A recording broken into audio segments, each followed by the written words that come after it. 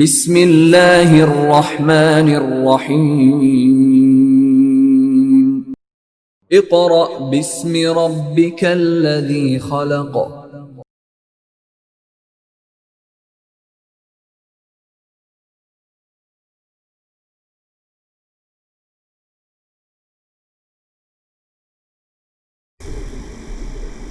اعوذ باللہ من الشیطان الرجیم بسم اللہ الرحمن الرحیم۔ معزز سامعین، طلباء و طالبات، this is work for day 1 chapter 2 question number 1۔ Chapter 2 کا آغاز ہو رہا ہے، جس میں سب سے پہلا سوال تحریک پاکستان کا پس منظر کیا ہے۔ یہ بات ہم گزشتہ چیپٹر میں بھی آخری سوال میں پڑھ چکے، لیکن اس بات کو مزید آگے بڑھاتے ہوئے نیکسٹ چیپٹر کا آغاز کیا گیا ہے۔ تحریک پاکستان کب شروع ہوئی؟ آج ہم تاریخ کے اوراق کو دیکھیں تو ہم صرف یہ پڑھتے ہیں کہ پاکستان 14 اگست 1947 کو بنا۔ اگر اس سے تھوڑا سا پیچھے دیکھا جائے تو ہم قائد اعظم اور علامہ اقبال کے ادوار کو دیکھتے ہیں۔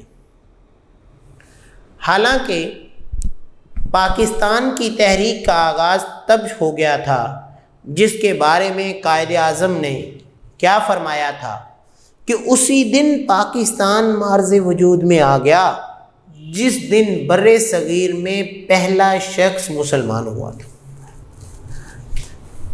اب اگر ہم اس تاریخ کو دیکھیں تو 712 میں محمد بن قاسم بر صغیر آئے۔ انہوں نے سراج الدولہ کو شکست دی، پھر اپنے طور طریقوں سے، اپنے رہن سہن سے، اپنے انداز سے انہوں نے اسلام کا پرچار کیا۔ وہ مساوات، عدل و انصاف، رواداری، ایسے تمام طریقے اپنائے کہ لوگ دیکھ کر بڑی تیزی کے ساتھ اسلام میں داخل ہونے لگے۔ جب یہاں مسلمان بڑھنے لگے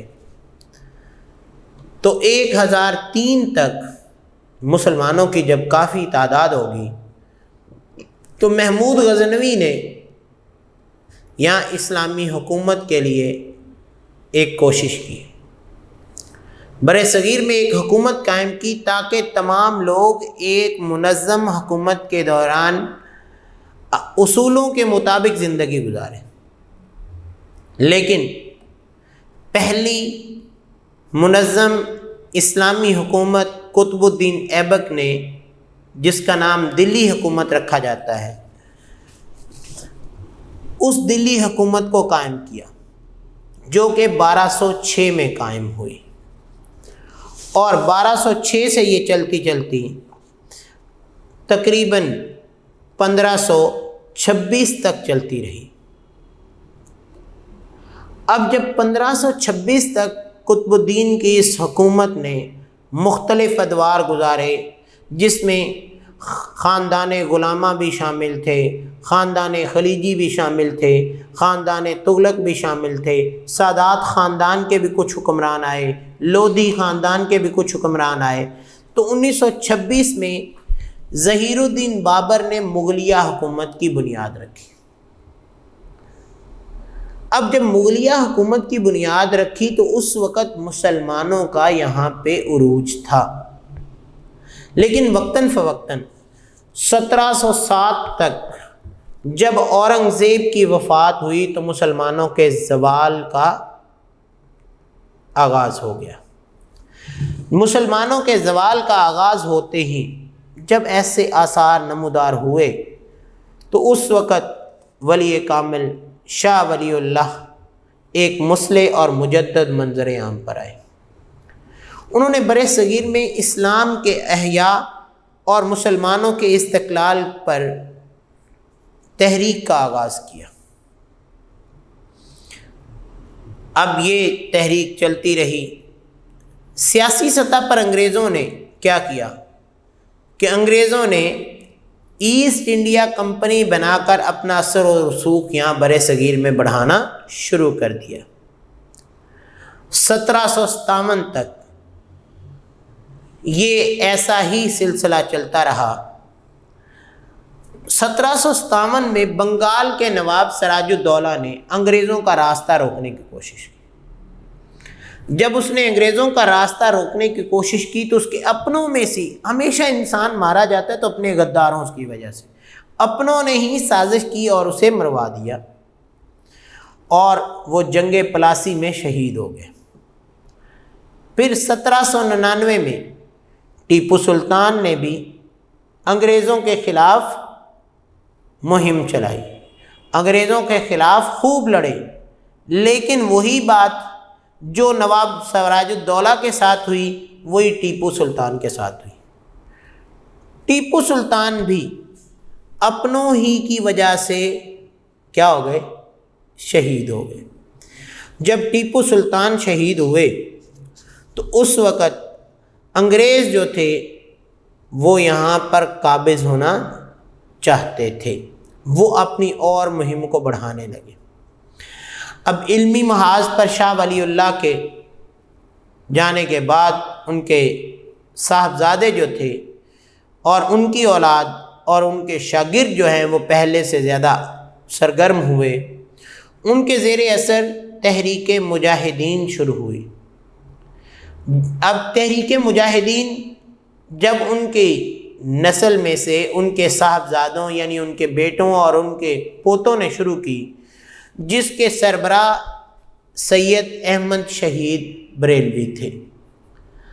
اب سید احمد شہید جو ہے انہوں نے اس تحریک کو جب شروع کیا بہت محنت کی، مسلمانوں کے حقوق اور مسلمانوں کے بہتری کے لیے انہوں نے بھی بڑا کام کیا۔ یہ چلتے چلتے 1831 تک یہ معاملہ چلتا رہا، اور 1831 میں سید احمد شہید اور سید اسماعیل کو بالا کوٹ میں سکھوں کا مقابلہ کرتے ہوئے جام شہادت نوش کیا۔ اب جب ان دونوں نے جام شہادت نوش کر لیا تو عسکری سطح پر احیاء اسلام کی آخری کوشش بھی ناکام ہو گئی۔ اب دیکھیں، اگر ہم غور کریں تو اورنگزیب کے بعد شاہ ولی اللہ نے بہت محنت کی تاکہ مسلمان دوبارہ سے عروج کی طرف آئیں، نہ کہ زوال کا شکار ہو، لیکن شاہ ولی اللہ کا دور گزر گیا۔ بنگال کے نواب سراج الدولہ نے محنت کی، اس نے انگریزوں کا راستہ روکنا چاہا، اس کو بھی شہید کر دیا گیا۔ اس کے بعد ٹیپو سلطان نے بھی انگریزوں کا مقابلہ کیا، اور وقت کے ساتھ ساتھ ٹیپو سلطان کو بھی اپنوں ہی کی غداری نے مروا دیا۔ جب ٹیپو سلطان شہید ہوئے تو سید احمد شہید جو ہیں انہوں نے اس شاہ ولی اللہ کے دور کی چلتی ہوئی تحریک کو تحریک مجاہدین کے طور پر دوبارہ سے محنت کر کے آگے لے کر آئے، لیکن یہ وقت زیادہ نہ گزرا۔ یہ 1831 میں سید احمد شہید اور اسماعیل کو سکھوں کا مقابلہ کرتے ہوئے جام شہادت نوش کیا۔ اس کے بعد جب عسکری طور پر احیاء اسلام کی آخری کوشش بھی ناکام ہو گئی تو تربیتی میدان میں اس تحریک کے اثرات جاری رہے، اور خاص طور پر بنگال میں فرائضی تحریک نمایاں ہوئی۔ اب فرائضی تحریک کیا تھی؟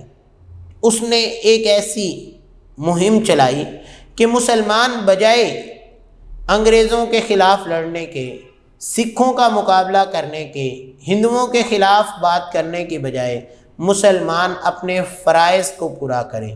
فرائض کیا ہیں؟ کہ نماز، روزہ، زکوٰۃ، حج، جو مسلمانوں کے فرائض ہیں ان کی دعوت اور تلقین کی۔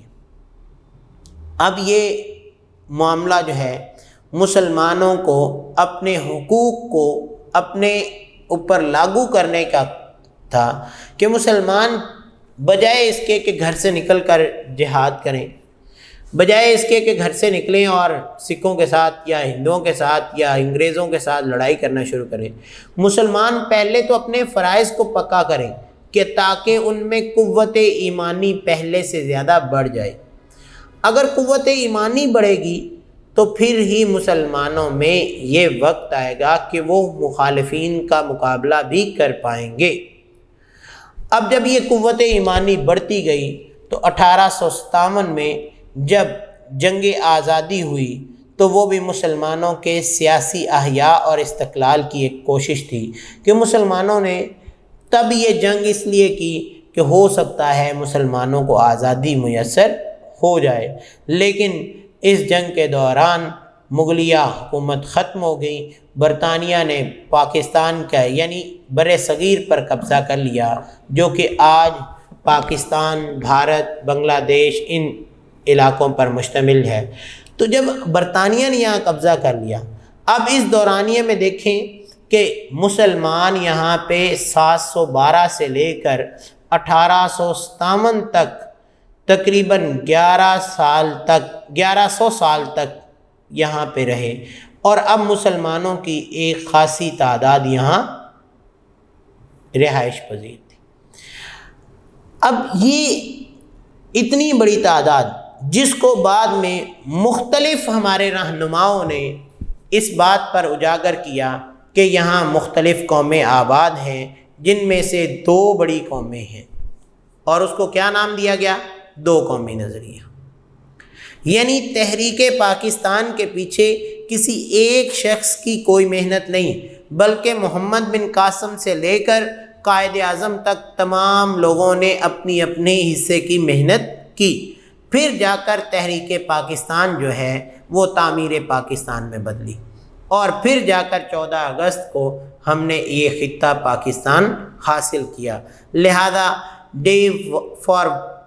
ورک فار ڈے 1 کے لیے ہمارا پہلا کویسچن ہے، تحریک پاکستان کا پس منظر بیان کریں۔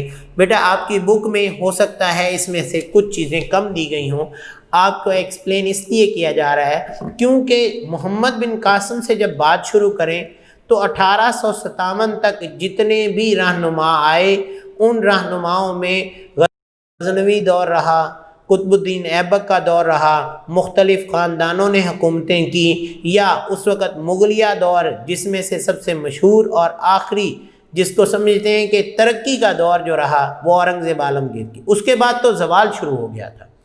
پھر اس کے بعد شاہ ولی اللہ نے جو محنت کی، یا 1757 میں نواب سراج الدولہ نے بر صغیر میں جو محنت کی اور انگریزوں کے خلاف لڑے، ٹیپو سلطان جو انگریزوں کے خلاف لڑے، یا سید احمد شہید اور اسماعیل شہید نے جو سکھوں کا مقابلہ کیے، یہ تمام باتیں جو ہیں یہ تحریک پاکستان کا پس منظر ہے کہ یہ تمام باتیں جو ہیں اس بات کی گواہ ہیں کہ مسلمان آغاز ہی سے اس خطے پر اپنا تسلط قائم رکھتے رہے ہیں، اور اب اگر برطانیہ نے یہاں قبضہ کر بھی لیا ہے، اس کے باوجود مسلمان اس چیز کا مطالبہ کرتے ہیں کہ انہیں ایک الگ خطہ دیا جائے جس میں رہ کر وہ اسلام کے اصولوں کی پیروی کر سکے، اور اگر اسلام کے اصولوں کی پیروی ہو سکے گی تو ہی ایک سچا اور پکا مسلمان بن سکیں گے۔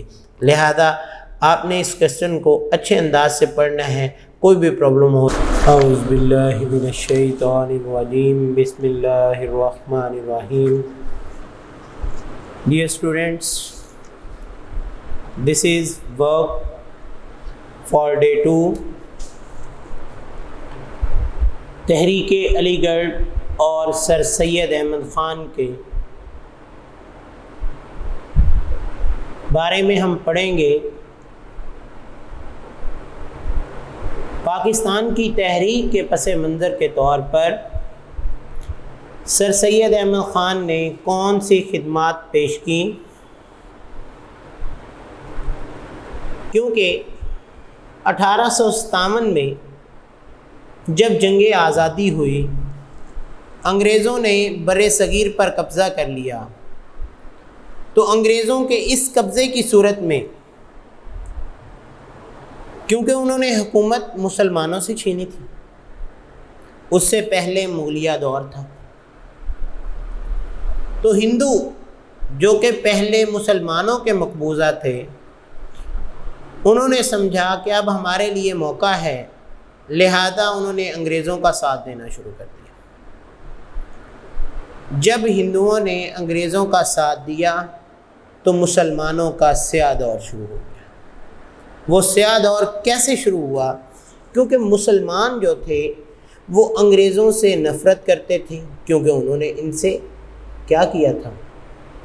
ان سے ان کی حکومت لی تھی۔ دوسری طرف انگریز مسلمانوں سے نفرت کرتے تھے۔ اب اس نفرت اور تنگ نظری کی وجہ سے وہ طرح طرح کے مظالم مسلمانوں پر ڈھاتے، ان کو انہوں نے ملازمتوں سے نکال دیا، ان کی زمینیں انہوں نے چھین لیں، مسلمانوں کو حتیٰ کہ معاشی طور پر بھی اتنا کمزور کر دیا کہ یہ اپنے آپ کو ایک قوم نہ ہی کہلائیں تو بہتر ہے۔ لیکن ان حالات میں بھی 1817 میں پیدا ہونے والا ایک رہنما جس کا نام سید احمد خان تھا، بعد میں ان کو سر کا خطاب ملا تو ان کا پورا نام سر سید احمد خان ہو گیا۔ اس نے مسلمانوں کی رہنمائی کرنا شروع کی۔ اب اس نے مسلمانوں کی اس رہنمائی میں سب سے پہلے کیا کیا کہ اس نے اپنی ایک تحریک بنائی۔ اس تحریک کے ذریعے اس نے چند ایک اس کے مقاصد رکھ کے مسلمانوں کو سمجھانا شروع کیا۔ اب سر سید احمد خان نے جو تحریک علی گڑھ بنائی، اس کے مقاصد کیا کیا تھا؟ اس کے 3 مقاصد تھے۔ اب پہلا مقصد کیا تھا؟ کیونکہ حکومت انگریزوں کی آ چکی تھی، ہندو انگریزوں کے ساتھ مل چکے تھے، مسلمانوں سے وہ نفرت کرتے تھے، لہذا سر سید احمد خان نے سب سے پہلا مقصد یہ رکھا کہ حکومت اور مسلمانوں کے درمیان تعلق قائم کیا جائے۔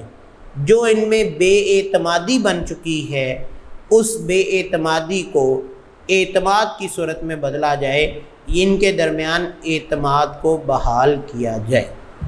اب دوسری طرف، کیونکہ اس وقت انگریزوں کے قبضہ کرنے کی وجہ سے مسلمان جو تھے وہ انگریزوں کے بہت زیادہ خلاف ہو چکے تھے۔ اب نہ صرف انگریزوں کے خلاف تھے، بلکہ مسلمان جو تھے وہ انگریزی زبان سے بھی انتہا کی نفرت کرتے تھے۔ خاص طور پر مسلمان علماء جو تھے، انہوں نے انگریزی زبان سیکھنے سے تمام مسلمانوں کو منع کر دیا تھا۔ لیکن سر سید احمد خان نے اپنی تحریک کے مقاصد میں یہ ایک مقصد رکھا کہ مسلمانوں کو انگریزی زبان سیکھنے کی طرف راغب کیا۔ کیوں؟ اب دیکھیں بیٹا، یہاں پہ ایک بات اور ہے۔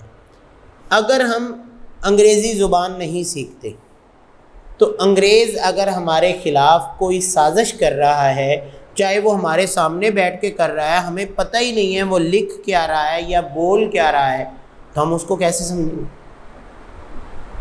یا اس وقت انگریز حکومت تھی، انگریز حکومت مسلمانوں کے حق میں کوئی بات کرنا چاہتا ہے، لیکن ہم اس کے خلاف احتجاج کر لیں کیونکہ ہمیں پتہ ہی نہیں کہ وہ کیا کر رہا ہے۔ جیسا کہ اکثر ہمارے وہ لوگ جن کو علم نہیں ہوتا، کوئی عربی زبان بول رہا ہو تو وہ یہی سمجھتے ہیں کہ یہ قرآن پڑھ رہا ہے، نعوذ باللہ، حالانکہ قرآن پاک اللہ تعالیٰ کی کتاب ہے اور وہ عربی زبان میں ہے۔ ہمیں پتہ نہیں ہوتا یہ عربی کیا کہا جا رہا ہے، لیکن کیا ہے کہ ہم اس کو مقدس زبان سمجھتے ہیں۔ اسی طرح انگریز جو ہے، اس نے جب اپنی زبان کو یہاں پہ رائج کروانا شروع کیا تو یہ ایک انٹرنیشنل لینگویج تھی۔ اب انٹرنیشنل لینگویج ہونے کے ناطے مسلمانوں کو بھی سر سید احمد خان نے انگریزی سیکھنے کی طرف راغب کیا کہ مسلمان انگریزی سیکھیں، تعلیم حاصل کریں، تاکہ ہم کل کو انگریزوں کا مقابلہ کر سکیں۔ اب پہلا مقصد حکومت اور مسلمانوں کے درمیان اعتماد بحال کرنا۔ بیٹا یہ تینوں مقاصد، ایک شارٹ کویسچن بھی ہے، بہت امپورٹنٹ ہے کہ تحریک علی گڑھ کے مقاصد بیان کریں۔ تو پہلا مقصد کیا ہے؟ حکومت اور مسلمانوں کے درمیان اعتماد بحال کرنا۔ دوسرا مقصد کیا ہے؟ کہ مسلمانوں کو جدید علوم اور انگریزی زبان سیکھنے کی طرف سر سید احمد خان نے راغب کیا۔ اب تیسرا، کیونکہ مسلمانوں سے 1857 میں حکومت چھنی تھی، اب مسلمانوں کو بھی بہت زیادہ غصہ تھا، لیکن سر سید احمد خان نے مسلمانوں کو سیاست سے باز رہنے کو کہا۔ کیوں؟ کیونکہ مسلمان ان جدید علوم سے واقف نہیں تھے، اس انٹرنیشنل لینگویج سے واقف نہیں تھے، اور نہ ہی تعداد میں بر صغیر میں اتنے زیادہ تھے کہ اس وقت کی حکومت اور ہندو دونوں کا مقابلہ کر سکتے۔ لہذا سر سید احمد خان نے ان لوگوں کو کہا کہ آپ تھوڑا سا سیاست سے ہٹ کے رہیں، اپنے آپ کو آپ سب سے پہلے کیا کریں؟ تعلیمی میدان میں اور دوسرے تمام عوامل میں مضبوط کریں۔ جب مضبوط کریں گے تو اس کے بعد اگر آپ سیاست کریں گے تو آپ کامیاب ہو جائیں گے۔ لہذا 17 اکتوبر 1817 میں یہ پیدا ہونے والی شخصیت، اس نے مسلمانوں کو تعلیمی، سیاسی، مذہبی، ثقافتی ترقی کے لیے ایک عملی کام کرنا شروع کیا۔ اب اس نے اس بات کا اندازہ لگا لیا تھا کہ مسلمان کسی بھی صورت تعلیم کے بغیر ترقی نہیں کر سکتے۔ اب وہ تعلیم کیسے حاصل کریں؟ کیونکہ یہاں پہ تو انگریزوں کا قبضہ ہو چکا تھا۔ جب انگریزوں کا قبضہ ہوا تو یہاں کے جو ادارے تھے وہ سارے انگریزی علوم سے متعلقہ تھے۔ مسلمان ان انگریزوں سے نفرت کرتے تھے۔ جب مسلمان ان انگریزوں سے نفرت کرتے تھے تو وہ انگریزی علوم کیسے سیکھنے جاتے ہیں؟ لہذا 1859 میں یعنی 1859 میں 2 سال کے بعد جنگ آزادی کے سر سید احمد خان نے مراد آباد میں پہلا ادارہ بنایا۔ اب جب انہوں نے پہلا سکول بنایا تاکہ مسلمان وہاں پہ کیا کریں؟ ایجوکیشن حاصل کریں، تعلیم حاصل کریں۔ مسلمانوں کو تعلیم کی طرف راغب کرنے کے لیے انہوں نے 1859 میں ایک سکول بنایا۔ پھر اس کے بعد 1863 میں، اب دیکھیں آپ لوگ اکثر بولتے ہیں 63، اب 63 ورڈ نہیں ہے، آپ کبھی لغت کو کھولیں یعنی ڈکشنری کو کھولیں، اس میں دیکھیں تو آپ کو پتہ چلے گا لفظ 63 ہے۔ 1863 میں آپ نے غازی پور میں سائنٹیفک سوسائٹی کی بنیاد، اب سائنٹیفک سوسائٹی کی بنیاد رکھنے کا مقصد کیا تھا؟ کہ مسلمان جو ہیں، کیونکہ آنے والا دور ایک سائنسی دور ہے اور مسلمان ان سائنسی علوم سے واقف ہوں گے تو ہی ترقی کر سکیں، لہذا اس ترقی کی بنیاد پر آپ نے جو سوسائٹی کی بنیاد رکھی اس کا نام کیا رکھا؟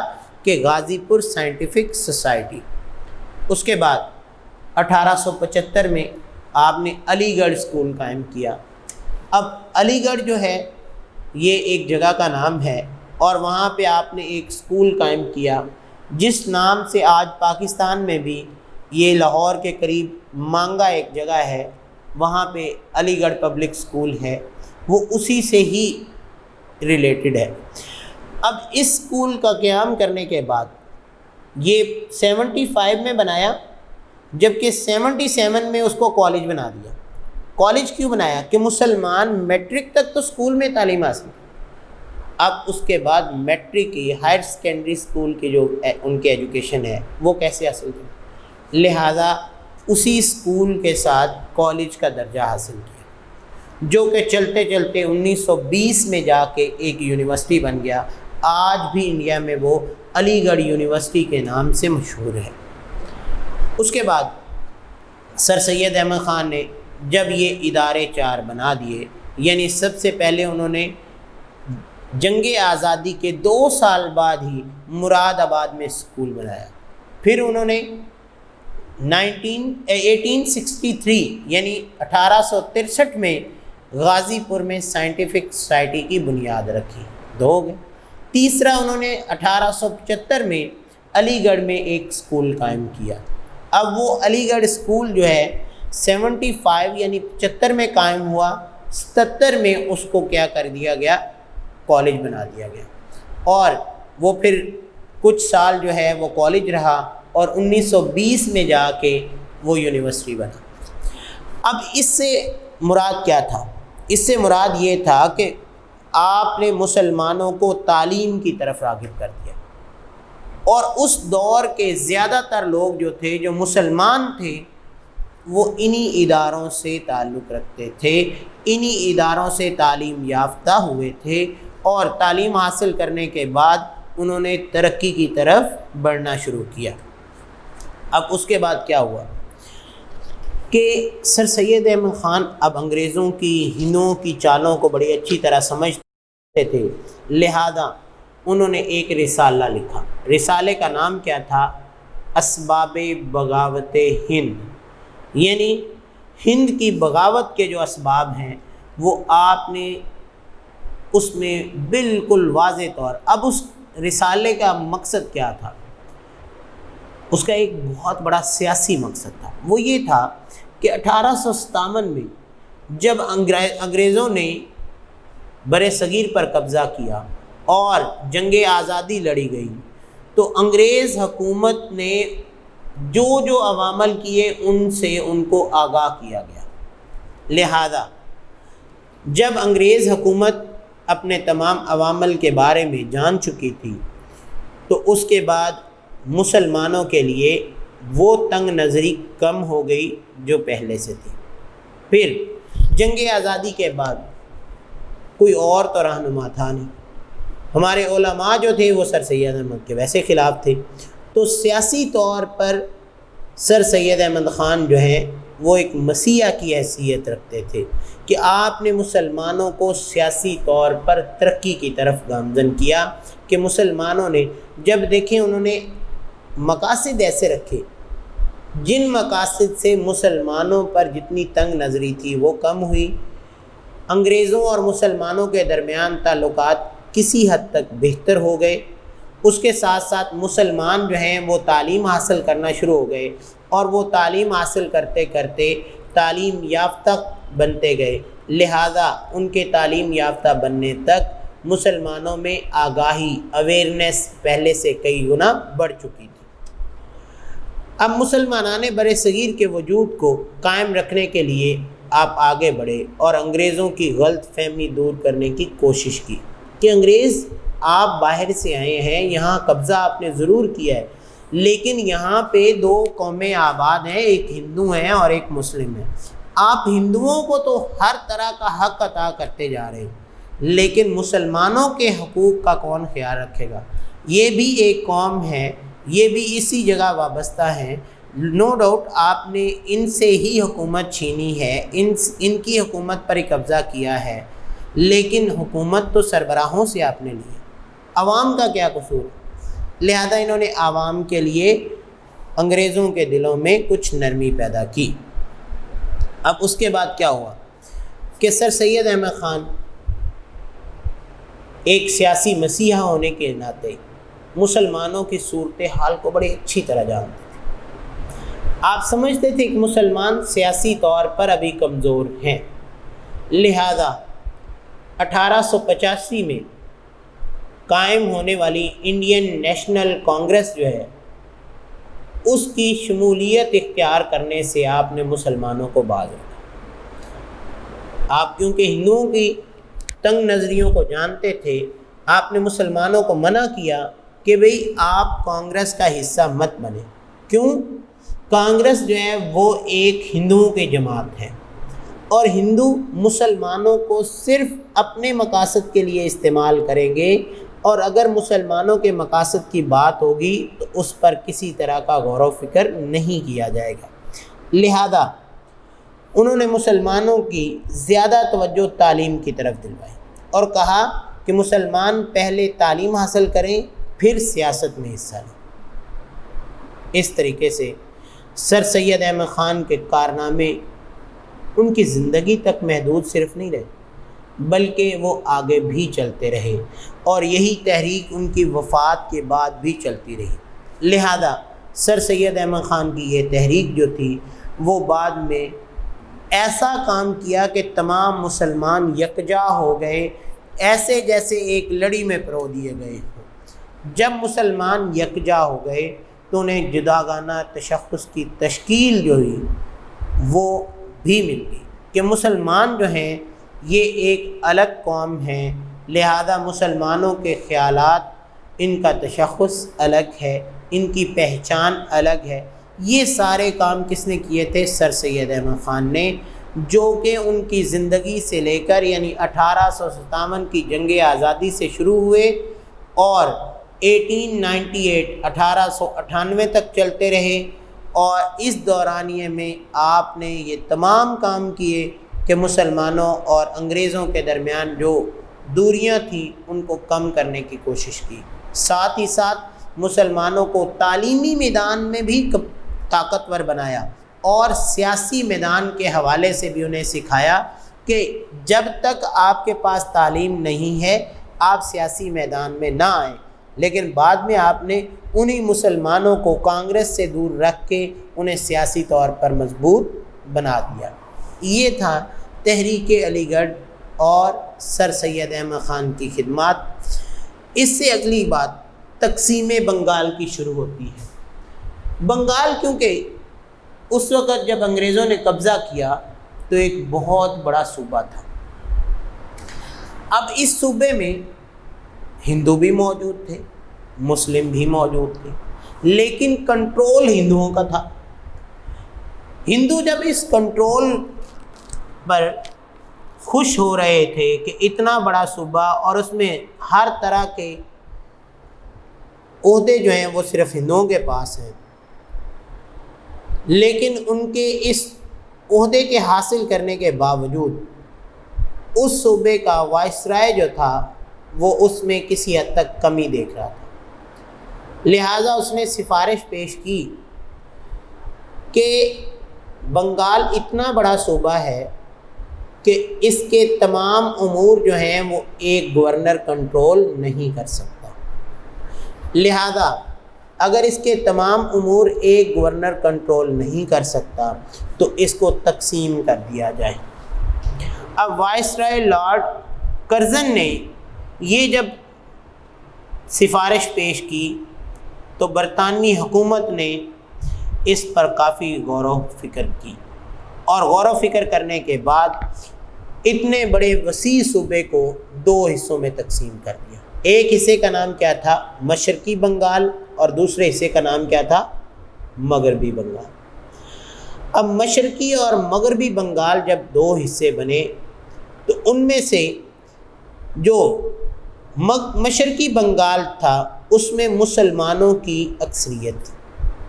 اب ان دو حصے بننے کے بعد یعنی مشرقی بنگال جس میں مسلمانوں کی بہت زیادہ اکثریت تھی، مسلمان خوش ہو گئے، اور مغربی بنگال جو کہ ایک تھوڑا سا حصہ تھا جہاں پہ ہندو جو ہیں انہوں نے محسوس کیا کہ جناب ہندو پہلے تو پورے بنگال پر اپنا تسلط قائم کیے ہوئے تھے، اب ان کا کچھ حصہ جو ہے وہ ہندوؤں کو ملا ہے، باقی حصہ جو ہے وہ مسلمانوں کو مل گیا ہے، تو ہندو جو ہیں انہوں نے ناراضگی کا اظہار کیا،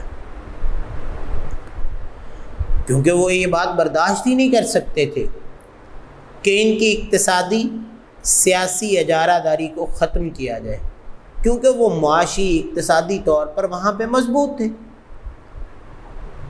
جب اس اجارہ داری کو ختم کیا گیا تو ان کی ناراضگی بنتی تھی، لہذا انہوں نے اس ناراضگی کی وجہ سے کیا کیا کہ برطانوی حکومت کے ساتھ جو تعاون تھا اس کے خلاف تحریک چلا دی، عدم تعاون تحریک، کیونکہ برطانیہ تو یہاں پہ خود نہیں بیٹھے تھے، برطانیہ کے حکمران جو ہیں وہ تو برطانیہ میں بیٹھے تھے، یہاں انہوں نے اپنے مختلف وائسرائے مقرر کیے ہوئے تھے جو یہاں کے لوگوں پر اپنی حکومت کر رہے تھے، لہذا بر صغیر میں جب ہندوؤں نے ان کے خلاف انگریزوں کے خلاف عدم تعاون تحریک شروع کی تو انگریز جو ہیں وہ تھوڑا سا اس سے ناراض بھی ہوئے۔ اب اس کے ساتھ ہی ہندوؤں نے انگریزی جو مال آتا تھا، کیونکہ کوئی بھی ملک دوسری جگہ قبضہ کیوں کرتا ہے؟ تاکہ وہاں اپنی تجارت چلا سکے، وہاں اپنے حکم چلا سکے، اپنے طریقے سے اپنے مال کو بیچ سکے۔ تو وہاں سے جتنی ان کی پروڈکٹس آتی تھیں، ہندوؤں نے اس کے خلاف آواز اٹھا دی کہ ان پروڈکٹس کا بائیکاٹ کیا جائے، اور ان پر جو ٹیکس لگتے تھے ان ٹیکس کی ادائیگیوں سے بھی انہوں نے انکار کر دیا کہ جاؤ انگریزوں، ہم آپ کو ٹیکس بھی نہیں پے کرتے۔ نہ انہوں نے ٹیکس دیے، الٹا ان کے مال کا بائیکاٹ کر دیا، ان سے جو تعاون پہلے رکھتے تھے اس کے بھی وہ خلاف ہو گئے۔ اب مسلمانوں سے تو انگریزوں کی پہلے ہی کم بنتی تھی، ہندوؤں سے بھی ان کو جو تعاون مل رہا تھا ہندو بھی اس کے خلاف ہو گئے۔